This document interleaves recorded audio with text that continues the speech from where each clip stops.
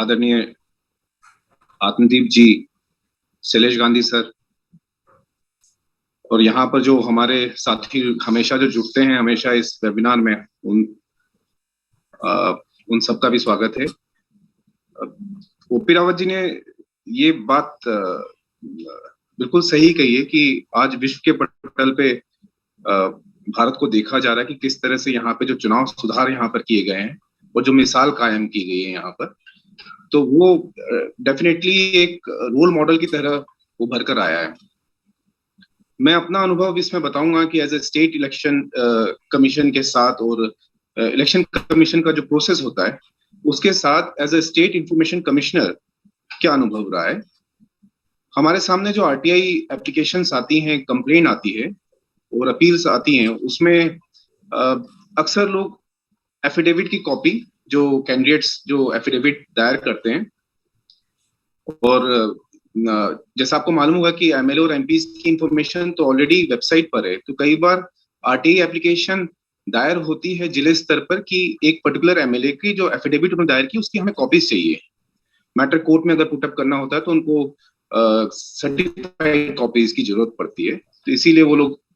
RTI के तहत वो कॉपीज मांगते हैं। वो सेक्शन 2 में आरटीआई में सर्टिफाइड कॉपीज देने का प्रोविजन है। इसके अलावा सरपंच के जो सरपंच होते हैं उनके बारे में जानकारी मांगते हैं, उनके एफिडेविट की जानकारी मांगते हैं। तो यहाँ पर जो जवाब आता है वो जवाब मैं आपको बताऊंगा कि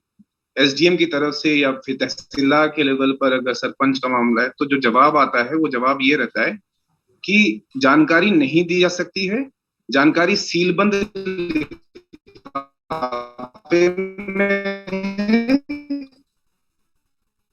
वो सक्षम अधिकारी। ऐसी अपीलों की सुनवाई में हमने पूछा ये सक्षम अधिकारी कौन है, तो उसका जवाब उनके पास नहीं रहता है। स्टेट इलेक्शन कमीशन है, सेंट्रल इलेक्शन कमीशन है, क्योंकि एमपी और एमएलए के चुनाव उनके अंदर में हो रहे हैं, तो इसका जवाब ही नहीं दे पाते हैं। सिविल कोर्ट के पास हैं, लिमिटेड पास हैं सूचना आयोग के पास, उसमें एक जांच संस्थित की जांच हमने शुरू की, और उस जांच में हमने इन सब ये सब जो एरियाज हैं कि सक्षम अधिकारी कौन है, क्या प्रोसेस होता है, स्टेट इलेक्शन कमीशन से हमने जानकारी मंगवाई। तो उनका जब पूरा हमने अध्ययन किया तो मालूम पड़ा कि स्टेट इलेक्शन कमीशन के खुद के प्रोविजंस में ऑलरेडी इंफॉर्मेशन को वेबसाइट पे डालने के उनका जो परिपत्र निकलता है, सर्कुलर निकलता है, उसमें ऑलरेडी इसके प्रोविजंस हैं और बकायदा इसके लिए नियम बने हुए हैं, विधानसभा से पारित हुए हैं, और लेकिन इसका पालन खुद स्टेट इलेक्शन कमीशन भी नहीं कर रहा था। और स्टेट इलेक्शन कमीशन से जो गवर्नमेंट को, स्टेट गवर्नमेंट को इलेक्शन के समय, पंचायत इलेक्शन के समय हमेशा कहा जाता है कि आप ये जो क्रेडेंशियल्स हैं, जो कैंडिडेट्स हैं जो इलेक्शन लड़ रहे हैं, उनके क्रेडेंशियल्स जो हैं आप वेबसाइट पे डालिए। तो सब कुछ स्टडी करने के बाद हमने इसमें यह भी पाया कि जैसे सुप्रीम कोर्ट का एक जजमेंट है, किशन सिंह तोमर वर्सेस म्युनिसिपल अहमदाबाद, उसमें सुप्रीम कोर्ट ने साफ कहा है कि power of the state election commission is no less than election commission of India. उसके बाद उसी सुप्रीम कोर्ट के जजमेंट में आर्टिकल 243 के कॉन्स्टिट्यूशन का जो है उसको बताया गया है कि किस तरह से वो इंडिपेंडेंट स्टेटस जो होता है, वो स्टेट इलेक्शन कमीशन का भी इंडिपेंडेंट स्टेटस की बात उन्होंने सामने रखी है। तो जब हमारा ये मानना था कि जब पावर स्टेट इलेक्शन कमीशन की उतनी ही है जितनी सेंट्रल इलेक्शन कमीशन की है, तो जो व्यवस्था सेंट्रल इलेक्शन कमीशन के तहत जारी की गई है कैंडिडेट्स के बारे में इंफॉर्मेशन देने की, तो क्या एक आम वोटर का ये हक नहीं है कि वो अपने सरपंच के बारे में, उसके क्रेडेंशियल के बारे में वो जानकारी ले सके? फिर हमने एक ऑर्डर जून 2021 में एक ऑर्डर रिलीज किया, and I had asked the state government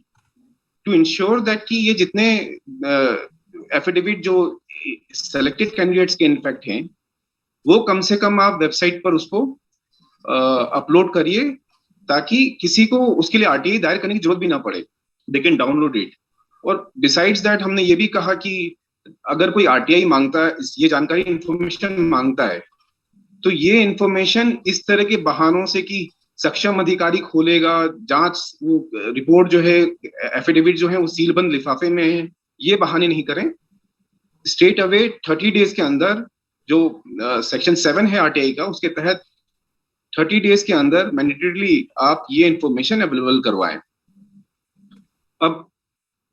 election उसके बाद, ऑर्डर के बाद क्या हुआ वो भी बड़ा रोचक है। शिवानंद जी ने ही इसमें आरटीआई अपील हमारे सामने दायर की थी, कुछ कंप्लेंट्स दायर की थी, और उसी में ये ऑर्डर हमने रिलीज किया था। अल्टीमेटली एग्जीक्यूशन नहीं हो पाया, तो उसमें फिर शिवानंद जी ने एक पीआईएल दायर की है हाई कोर्ट में, और अब पीआईएल में आई वाज टोल्ड कि गवर्नमेंट में उसमें रिप्लाई दिया है कि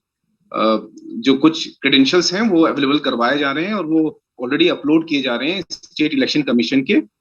इसमें। लेकिन सवाल यही उठता है कि जो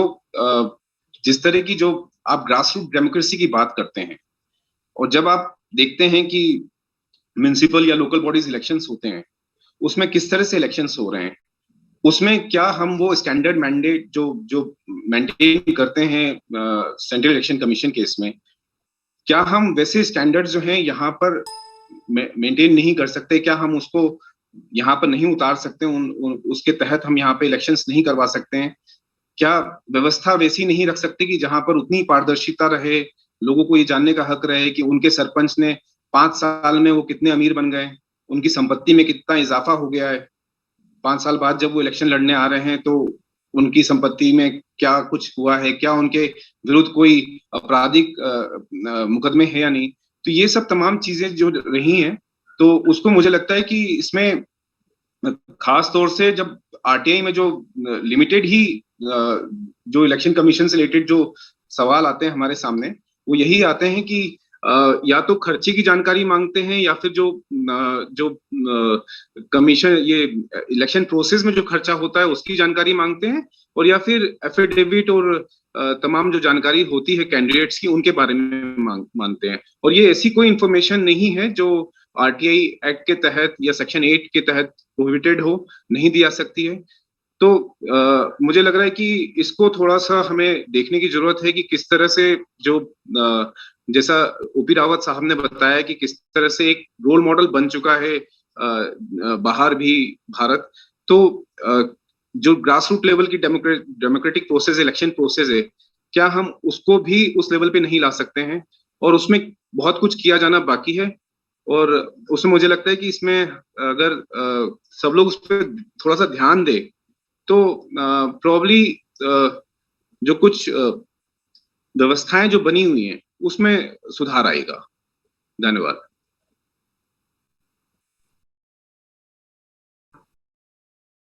सर बहुत बहुत धन्यवाद। और आपने मध्य प्रदेश के परिप्रेक्ष्य में जो बात कही वो मैं थोड़ा सा यहाँ पे ऐड करना चाहूंगा कि आरटीआई हमारे द्वारा ही लगाई गई थी, और हमने एक सरपंच के विषय में, ग्राम पंचायत के सरपंच के विषय में उनका शपथ पत्र की जानकारी मांगी थी कि चुनाव लड़ते समय जो अपनी चल अचल संपत्ति और आपराधिक रिकॉर्ड का ब्यौरा देते हैं वो जानकारी चाहिए थी, क्योंकि वो कुछ आपराधिक प्रवृत्ति में लिप्त थे और पंचायत में रिकवरी वगैरह बनी हुई थी। तो हम चाह रहे थे कि थोड़ा सा बेहतर कार्यवाही करवाई जा सके। तो पता चला कि लोकल लेवल पर, जो तहसील लेवल पर सहायक रिटर्निंग ऑफिसर वगैरह होते हैं, तहसीलदार होते हैं, उन्होंने पूरे के पूरे मामले को घुमा दिया, और उनका ये कहना था कि ये कोई सक्षम न्यायालय के जवाब आदेश के बाद ही हम इसको दे पाएंगे। तो फिर हमने इसकी अपील की। अपील के बाद फिर हमने शिकायत की, और हमने एक पॉइंट रखा। हमने कहा कि 23,922 पंचायतें हैं पूरे मध्य प्रदेश में, और सपोज करिए कि हर एक पंचायत में बस एक ही व्यक्ति यदि वो ये चाहता है कि हम पंचायत में थोड़ा पारदर्शिता लाएं, हम देखें कि पंचायत में ये किस प्रकार के प्रवृत्ति के लोग सरपंच बनते हैं, इनके क्या रिकॉर्ड हैं, क्या इनकी संपत्ति में इजाफा हुआ है 5 साल में, तो 23,922 आरटीआई लगेंगी एक स्टेट में। तो हमने कहा कि क्यों ना इस व्यवस्था को पारदर्शी तौर पे पूरे मध्य प्रदेश में लागू किया जाए। तो ये हमारा सौभाग्य था कि माननीय राहुल सिंह सर जैसे सूचना आयुक्त हैं हमारे मध्य प्रदेश में, जिन्होंने इस बात को बिल्कुल लिया, कंसीडर किया, और उन्होंने ये व्यवस्था लागू करवाई। और ये व्यवस्था 1 वर्ष पहले उन्होंने लागू करवाई, मतलब आदेश दिया, लेकिन आदेश का पालन नहीं हुआ, जिसके लिए हमने पीआईएल एक लगाई है। और जब PIL की नोटिस जारी हुई है संबंधित मध्य प्रदेश इलेक्शन कमीशन को, और इलेक्शन कमीशन ऑफ इंडिया भी इसमें पार्टी थे, लेकिन फिर बाद में चूंकि उनका रोल थोड़ा सा कम था क्योंकि स्टेट का मामला था, तो उनको कोर्ट ने, हाई कोर्ट ने उनको थोड़ा सा साइड में कर दिया। तो नोटिस जब जारी हुई तब जाकर के ये व्यवस्थाएं अभी लागू करने का प्रयास कर रहे हैं, लेकिन वो भी समुचित व्यवस्थाएं नहीं है उस तरह से जैसे होनी चाहिए। पंचों की व्यवस्थाएं अभी तक लागू नहीं करवा पाए हैं, वो सिर्फ सरपंच की, जनपद सदस्य की और जो जिला पंचायत सदस्य होते हैं, जो अभ्यर्थी होते हैं, इनके तो रिकॉर्ड उपलब्ध हैं, लेकिन वो भी पर्याप्त नहीं है। मतलब किसी में 1 पन्ने उन्होंने अपलोड किया हुआ है, किसी में 2 पन्ने अपलोड किया हुआ है, कोई बहुत सारा रीडेबल नहीं है, कैसे भी कैमरे से, मोबाइल से। इसमें शिवानंद जी इसमें खास बात ये यहाँ पर मैं ऐड करना चाहूंगा कि जो इनफैक्ट जिस इंफॉर्मेशन को आप चाह रहे हैं कि वो पब्लिक डोमेन में आ जाए, पब्लिक प्लेटफॉर्म पर आ जाए, वो इंफॉर्मेशन जो है ऑलरेडी तैयार फॉर्म में है। उसको ऑलरेडी आप समझिए कि उसको रिटर्निंग ऑफिसर्स जो है उसको प्रोसेस करते हैं, उसको ऊपर तक भेजा जाता है, स्टेट इलेक्शन कमीशन के पास उसका पूरा डेटा रहता है, मतलब वो कागज में मौजूद है, PDF उसका बनता ही है, और आपको बस उसको करना क्या है, उस PDF को अपलोड कर देना है। बहुत ही क्रूड फॉर्म में अगर आप उसको डेटा का अलग ढंग से इंटर करके नहीं करना चाहते हैं, तो आप सिर्फ उस पेपर को भी अगर मतलब PDF को आप, हर बच्चा जानता है कि आजकल PDF को वेबसाइट पर अपलोड करना is one of the easiest work, और ऐसा कोई काम नहीं है कि जो नहीं हो सकता है। तो ये इतना इजी काम था कि जो आपके पास कागज मौजूद है, जिस फॉर्म में मौजूद है, उसी फॉर्म में आपको बस उसको अपलोड कर देना है, आपको उसको पब्लिक डोमेन में लाना है।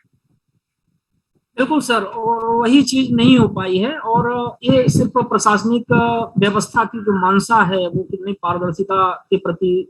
सजग हैं ये उसका दर्शाते हैं। लेकिन हमने चूंकि PIL लगाई हुई है और इसमें GAD को भी हम, चूंकि GAD को भी आपकी नोटिस गई थी, तो उनको भी हम पार्टी बनाने के लिए हमने उनको एक रिमाइंडर भेज दिया है कि आप ये व्यवस्था लागू करवाएं, वरना हमें आपको भी मतलब पार्टी बनाना पड़ेगा कोर्ट में। तो देखिए सर क्या कुछ उसमें हो पाता है सुधार, और ये व्यवस्थाएं कुछ स्टेट्स में लागू हैं, और हमें लगता है कि जो स्टेट्स में लागू नहीं है वहाँ पे जो एक्टिविस्ट किस्म के हमारे साथी हैं और जो भी समाज के ऐसे लोग हैं जो जागरूक हैं, उनको प्रयास करना चाहिए कि अपने स्टेट में भी वो ये व्यवस्थाएं लागू करें। तो समय ज्यादा ना लेते हुए थोड़ा सा यहाँ पे मुझे ऐड करना आवश्यक था, क्योंकि कॉन्टेक्स्ट कहीं ना कहीं ये बहुत इंपॉर्टेंट था जो ग्रास रूट लेवल की बात आई। मैं श्री शैलेश गांधी सर के पास चलूंगा, जो हमारे पूर्व केंद्रीय सूचना आयुक्त हैं और इस कार्यक्रम के एक बहुत ही महत्वपूर्ण कड़ी हैं। सर आपका हार्दिक स्वागत है, और प्लीज इस विषय में आप अपने विचार रखें।